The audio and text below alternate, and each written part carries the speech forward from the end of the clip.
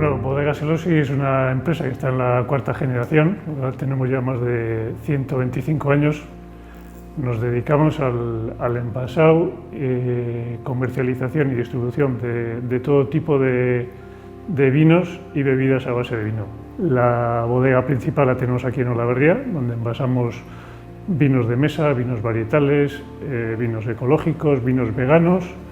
Y luego tenemos otra planta en Toledo, donde envasamos sangrías, bebidas aromatizadas, pues todo tipo de vinos dulces, salados.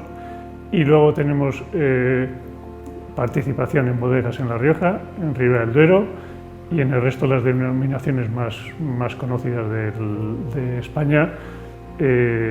Trabajamos con nuestras propias marcas.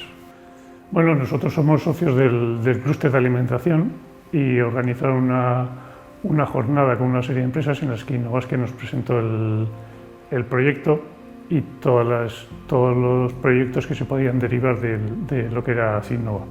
Había preferencias para elegir. Nosotros elegimos como primera preferencia el clima laboral, que hicimos el primer proyecto. El segundo era directamente de conocimiento consumidor.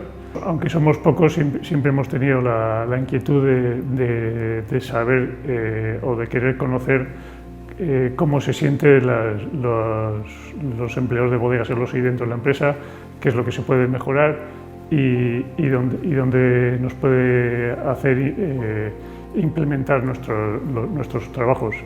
Creemos que es muy importante poder recibir ese feedback de los propios trabajadores y ponerlo en marcha. Bueno, pues como el proyecto estaba como muy bien orientado en distintas fases, teníamos una parte que era la comunicación, el desarrollo laboral, había el estilo de liderazgo.